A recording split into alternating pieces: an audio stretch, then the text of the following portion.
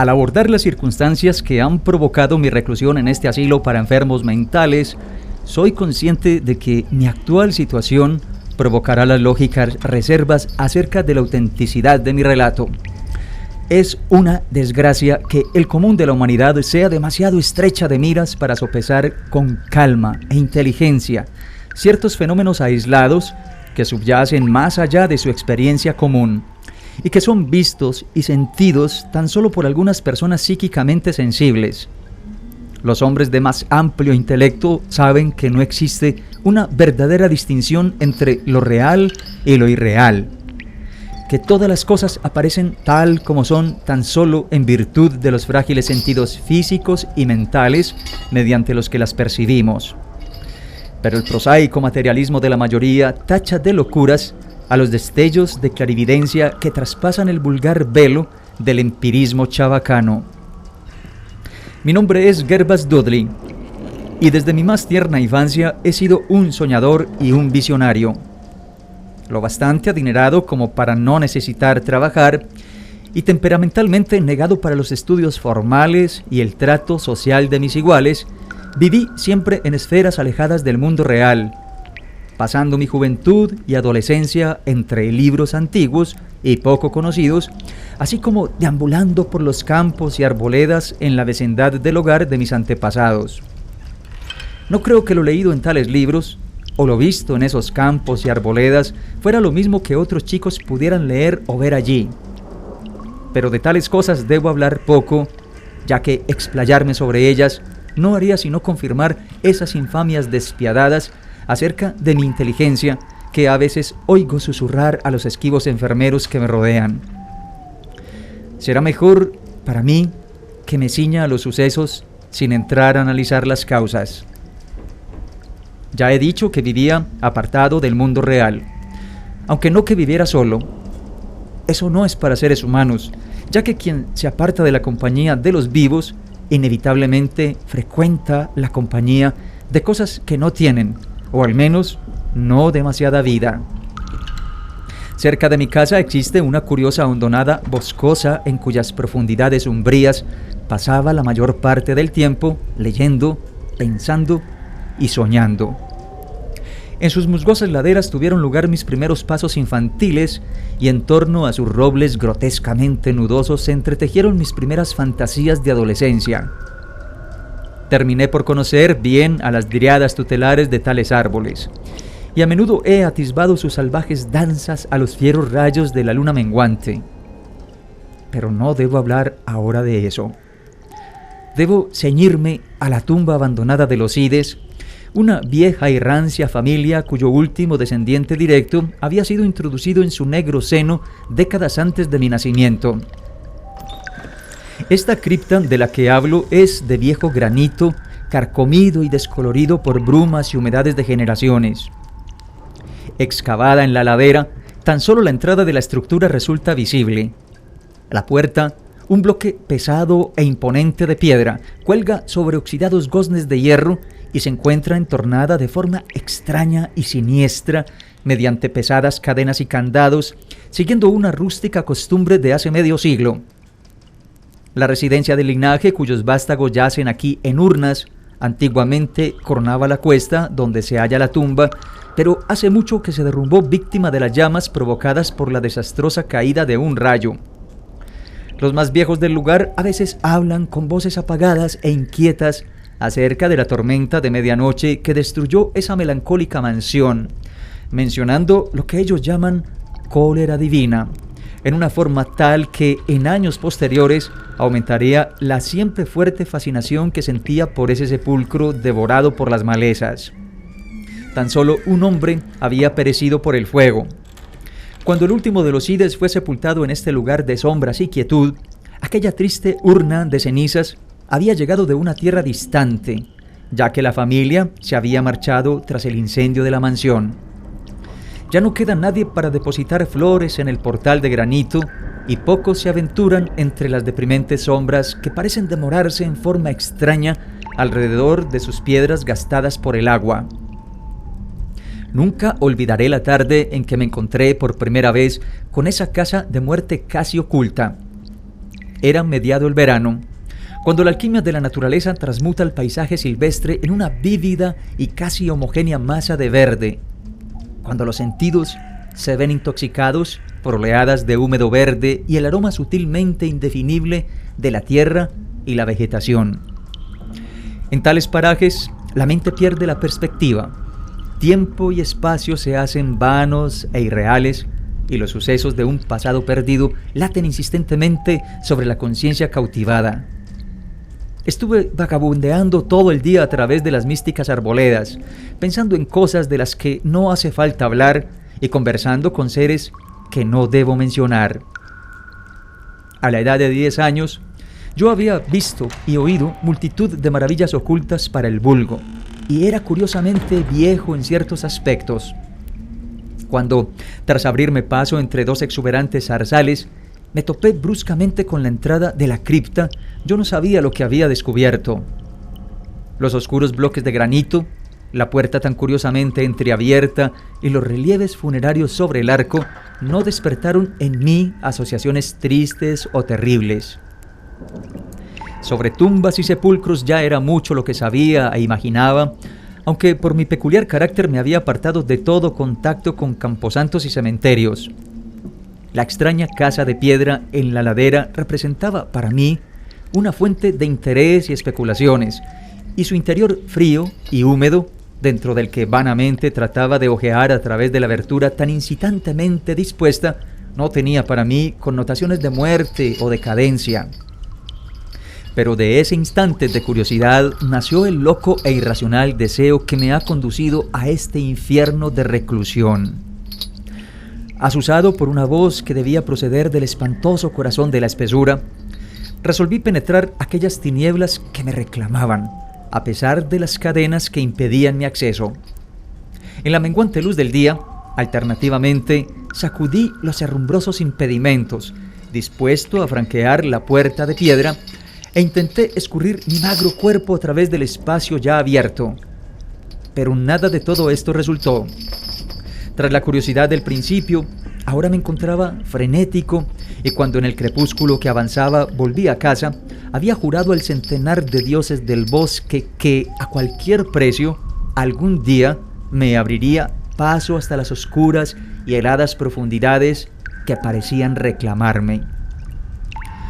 El médico de barba gris que acude cada día a mi cuarto dijo una vez a un visitante que tal decisión representaba el comienzo de una penosa monomanía. Pero esperaré el juicio final de los lectores cuando éstos hayan sabido todo. Consumí los meses posteriores al descubrimiento en inútiles tentativas de forzar el complejo candado de la cripta entreabierta, así como en discretas indagaciones acerca de la naturaleza e historia de esa estructura. Con el oído tradicionalmente receptivo de los niños, aprendí mucho, aun cuando mi habitual reserva me llevó a no comunicar a nadie ni esos datos ni la decisión tomada. Quizás debiera mencionar que no me sorprendí ni me aterré al conocer la naturaleza de la cripta. Mis originales ideas acerca de la vida y de la muerte me habían llevado a asociar, de alguna vaga forma, la fría arcilla y el cuerpo animado, y sentí que esa grande y siniestra familia de la mansión incendiada estaba en algún modo presente en el pétreo recinto que yo trataba de explorar. Las habladurías sobre ritos salvajes e idólatras orgías ocurridas antiguamente en el viejo lugar despertaban en mí un nuevo y poderoso interés por la tumba, ante cuyas puertas podía sentarme durante horas y más horas cada día. En cierta ocasión lancé una vela por la rendija de la entrada, pero no pude ver nada sino un tramo de húmedos peldaños que descendían. El olor del lugar me repelía al tiempo que me fascinaba. Sentía haberlo aspirado ya antes, en un remoto pasado anterior a todo recuerdo, previo incluso a mi estancia en el cuerpo que ahora habito. El año siguiente al descubrimiento de la tumba, encontré una traducción carcomida por los gusanos de las vidas de Plutarco en el ático atestado de libros de mi hogar. Leyendo la vida de Teseo, quedé sumamente impresionado por aquel pasaje que habla sobre la gran roca bajo la que el héroe infantil habría de encontrar las señales de su destino, tras hacerse lo suficientemente adulto como para alzar su enorme peso. Esa leyenda consiguió aplacar mi acuciante impaciencia por penetrar la cripta, ya que me hizo percibir que aún no había llegado el tiempo. Más tarde, me dije, alcanzaría fuerza e ingenio bastantes como para franquear con facilidad la puerta pesadamente encadenada. Pero hasta ese momento debía conformarme con lo que parecían los designios del destino. En consecuencia, la atención dedicada al húmedo portal se tornó menos persistente y dediqué mucho de mi tiempo a otras meditaciones sobre asuntos igualmente extraños.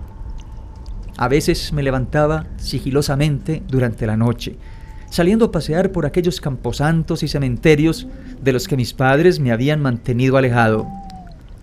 ¿Qué hacía allí? No sabría decir, ya que no estoy seguro de la realidad de algunos hechos, pero sé que al día siguiente de alguno de tales paseos solía asombrarme con la posesión de un conocimiento sobre temas casi olvidados durante muchas generaciones. Fue durante una noche así que estremecí a la comunidad con una extraña hipótesis acerca del enterramiento del rico y famoso hacendado Brewster, una celebridad local sepultada en 1711 y cuya lápida de pizarra, ostentando el grabado de una calavera y dos tibias cruzadas, iba convirtiéndose lentamente en polvo. En un instante de infantil imaginación, juré no solo que el enterrador Goodman Simpson había hurtado sus zapatos con hebilla de plata, medias de seda y calzones de raso al muerto antes del entierro, sino que el mismo hacendado, aún vivo, se había girado por 2 veces en su ataúd cubierto de tierra el día después de ser sepultado. Pero la idea de penetrar la tumba nunca abandonó mis pensamientos. Viéndose de hecho estimulada por el inesperado descubrimiento genealógico de que mis propios antepasados maternos mantenían un ligero parentesco con la familia de los Ides, considerada extinta. El último de mi rama paterna, yo era asimismo el último de ese linaje más viejo y misterioso. Comencé a considerar esa tumba como mía y a esperar con ansiedad el futuro, esperando el momento en que pudiera traspasar la puerta de piedra y descender en la oscuridad aquellos viscosos peldaños. Adquirí el hábito de escuchar con gran atención junto al portal entornado, eligiendo para esa curiosa vigilia mis horas preferidas, en la quietud de la medianoche. Al alcanzar la edad adulta, había abierto un pequeño claro en la espesura, ante la fachada cubierta de moho de la ladera, permitiendo a la vegetación adyacente circundar y cubrir aquel espacio a semejanza de un selvático enramado. Tal enramado era mi templo, la puerta aherrojada del santuario, y aquí yacía tendido en el musgoso suelo, sumido en extraños pensamientos y enroñando sueños extraños. La noche de la primera revelación hacía bochorno. Debí quedarme dormido a causa del cansancio, ya que tuve la clara sensación de despertar al oír las voces. Dudo de mencionar sus tonos y acentos. De su cualidad no quiero ni hablar, pero puedo decir que había extraordinarias diferencias en su vocabulario, pronunciación y en la construcción de frases. Cada matiz del dialecto de Nueva Inglaterra, desde las groseras sílabas de los colonos puritanos a la retórica precisa de 50 años atrás, parecían hallarse representadas en aquel sombrío coloquio, aunque solo más tarde caí en la cuenta. En ese instante, de hecho, mi atención estaba distraída con otro fenómeno, un suceso tan fugaz que no podría jurar que haya sucedido realmente. Apenas creí estar despierto cuando una luz se apagó apresuradamente dentro del hondo sepulcro. No creo haber quedado pasmado o sumido en el pánico, aunque soy consciente de haber sufrido un cambio grande y permanente durante esa noche. Al volver a casa me dirigí sin vacilar a un podrido arcón del ático, en cuyo interior encontré la llave que al día siguiente abriría fácilmente la barrera contra la que tanto tiempo había luchado en vano. Fue al suave resplandor del final de la tarde cuando por vez primera accedí a la cripta de la ladera abandonada. Un hechizo me envolvía y mi corazón latía con un alborozo que apenas puedo describir.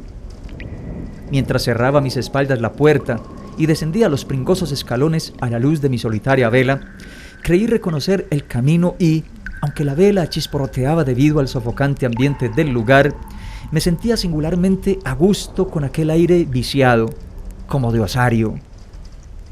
Mirando alrededor, columbré multitud de losas de mármol sobre las que reposaban ataúdes o restos de ataúdes. Algunos estaban sellados e intactos, pero otros casi se habían deshecho, dejando las manijas de plata y placas caídas entre algunos curiosos montones de polvo blancuzco. En una de las placas leí el nombre de Sir Geoffrey Hyde, que había llegado a Succé en 1640 y muerto aquí unos años después. En un llamativo nicho había un ataúd bastante bien conservado y vacío que me hizo sonreír a la par que estremecer.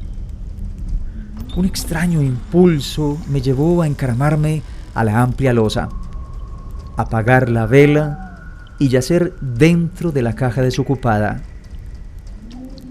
Con la luz gris del alba salí dando tumbos de la cripta y aseguré la cadena de la puerta a mi espalda. Ya no era un joven, aun cuando tan solo 21 inviernos habían pasado por mi envoltura corporal. Los aldeanos más madrugadores que alcanzaron a presenciar mi vuelta a casa me contemplaron atónitos, asombrados de los signos de juerga tormentosa visibles en alguien cuya vida era tenida por sobria y solitaria. No me mostré ante mis padres hasta después de un largo y reparador sueño. En adelante frecuenté cada noche la tumba, viendo, escuchando y realizando actos que jamás debo revelar. Mi forma de hablar, siempre susceptible de las influencias más inmediatas, fue lo primero en sucumbir al cambio y la súbita aparición de arcaísmos en mi habla fue pronto advertida. Más tarde, mi conducta se tiñó de extraño valor y temeridad, hasta el punto de que inconscientemente comencé a adoptar la actitud de un hombre de mundo, a pesar de mi reclusión de por vida. Mi anteriormente silenciosa lengua se tornó voluble con la gracia fácil de un Chesterfield o el cinismo ateo de un Rochester. Mostraba una curiosa erudición, completamente alejada de los saberes fantásticos y monacales de los que me había empapado en mi juventud, y cubría las hojas de guarda de mis libros con fáciles e improvisados epigramas que tenían influencias de Gay, Prior y los más vivos de los burlones y poetas augustos. Una mañana, durante el desayuno, me puse al borde del desastre al declamar con acentos netamente ebrios una efusión de alegría bacanal del siglo XVIII, un soplo de alegría georgiana nunca consignada en libros, que rezaba más o menos así: acudid acá, mozos, con vuestras jarras de cerveza, y bebed por el presente antes de que se esfume. Apilad en vuestro plato una montaña de carne, pues el comer y el beber nos brinda alivio.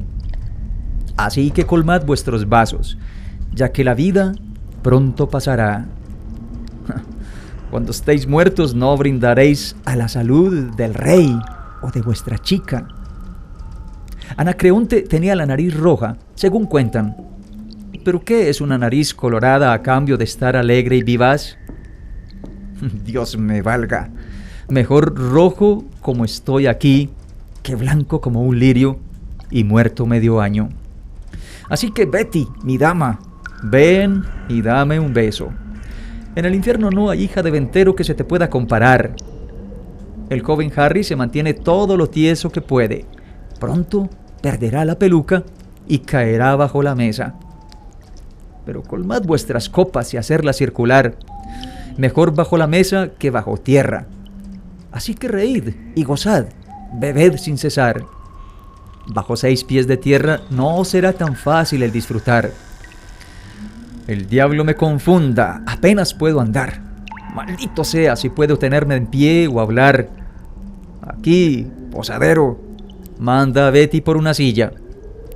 Me iré a casa en un rato, ya que mi mujer no está. Así que, echadme una mano. No me tengo en pie, pero contento estoy mientras me mantenga sobre la tierra.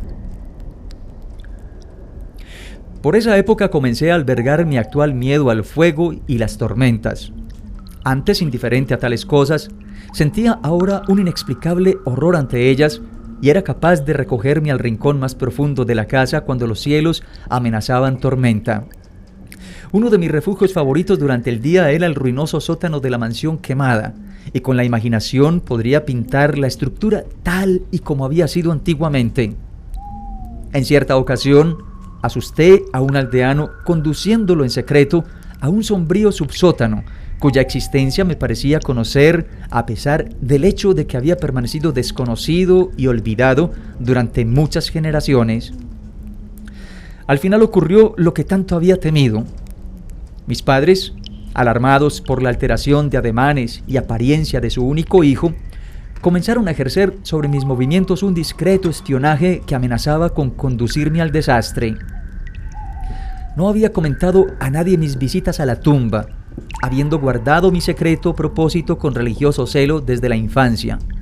Pero ahora me veía obligado a guardar precauciones cuando deambulaba por los laberintos de la hondonada boscosa, ya que debía despistar a un posible perseguidor. Guardaba la llave de la cripta colgando de un cordel alrededor de mi cuello, cuya existencia tan solo era conocida por mí. Nunca saqué del sepulcro ninguna de las cosas que encontré entre sus muros. Una mañana, mientras salía de la húmeda tumba y cerraba las cadenas del portal con mano no demasiado firme, advertí en un matorral adyacente el rostro de un observador. Sin duda, el fin estaba cerca, ya que mi enramado había sido descubierto y el objeto de mis salidas nocturnas desvelado. El hombre no se me acercó, por lo que me apresuré a volver a casa en un esfuerzo por espiar lo que pudiera informar a mi preocupado padre. ¿Iban mis estancias más allá de la puerta encadenada a ser reveladas al mundo? Imaginen mi regocijado asombro cuando escuché al espía contar a mi padre con un precavido susurro que yo había pasado la noche en el enramado exterior a la tumba, con mis ojos soñolientos clavados a la hendidura que entreabría la puerta arrojada. ¿Mediante qué milagro se había visto engañado el observador? Ahora estaba convencido de que un agente sobrenatural me protegía. Envalentonado por tal circunstancia celestial, volví a visitar abiertamente la cripta, seguro de que nadie podría presenciar mi entrada. Durante una semana degusté al completo los placeres de ese osario común que no debo describir, cuando aquello sucedió y me arrancaron de allí para traerme a este maldito lugar de pesar y monotonía. No debí salir esa noche, ya que el estigma del trueno acechaba en las nubes y una infernal fosforescencia brotaba del fétido pantano ubicado al fondo de la hondonada. La llamada de los muertos también era distinta. En vez de la tumba de la ladera, procedía del calcinado sótano en lo alto, cuyo demonio tutelar me hacía señas con dedos invisibles. Cuando salí de una arboleda intermedia al llano que hay ante las ruinas, contemplé a la brumosa luz lunar, algo que siempre había esperado vagamente. La mansión, desaparecida un siglo antes, alzaba una vez más sus majestuosas formas ante la mirada extasiada. Cada ventana resplandecía con el fulgor de multitud de velas. Por el largo sendero acudían los carruajes de la aristocracia de Boston, al tiempo que una muchedumbre de petimetres empolvados iba llegando a pie desde las mansiones vecinas. Con tal gentío me mezclé a sabiendas de que mi sitio estaba entre los anfitriones, no entre los invitados.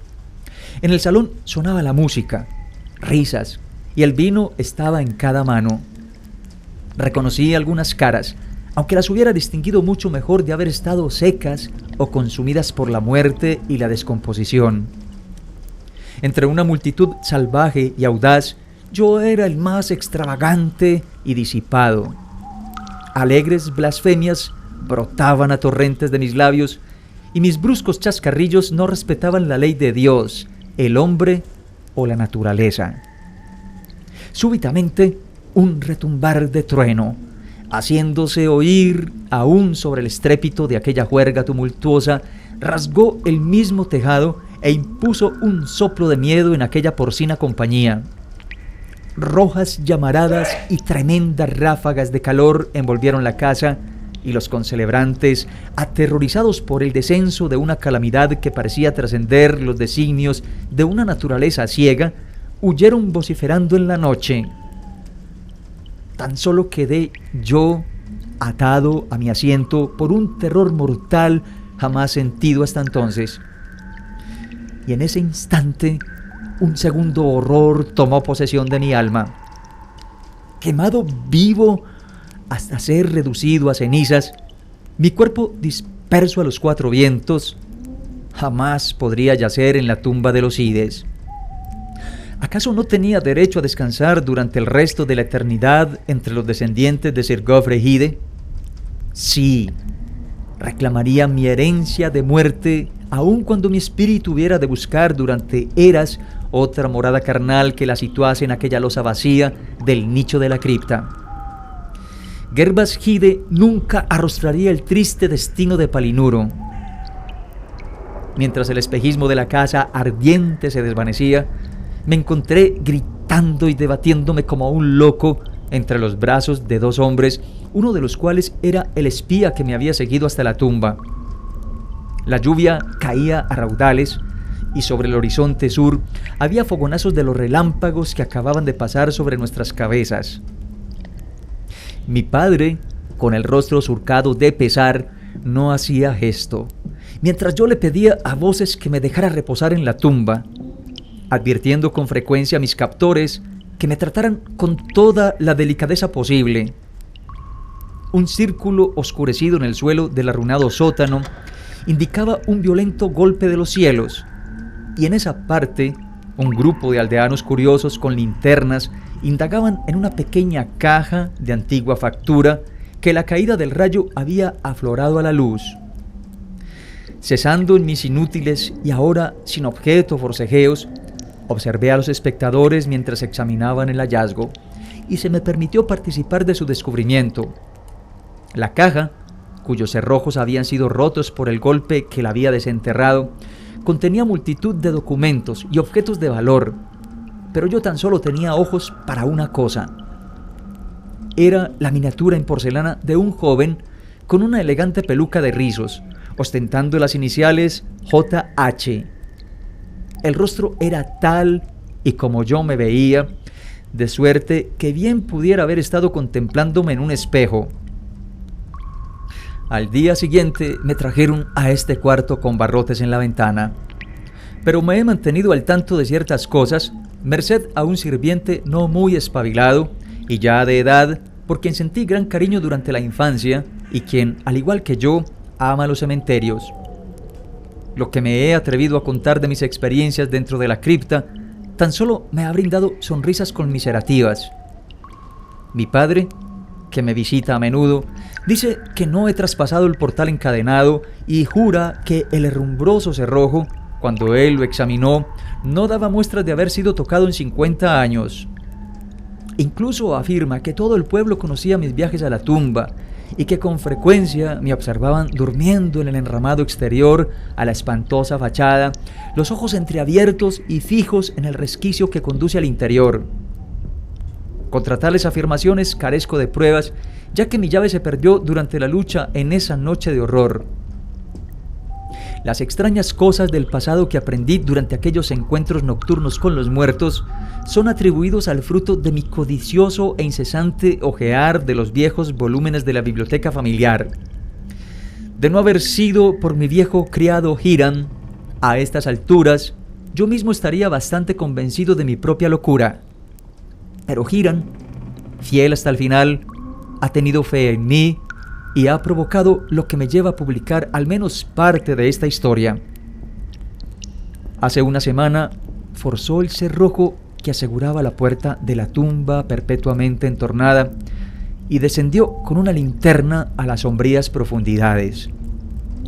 En una losa, en el interior de un nicho, descubrió un ataúd viejo, pero vacío, en cuya delustrada placa reza esta simple palabra: Gervas.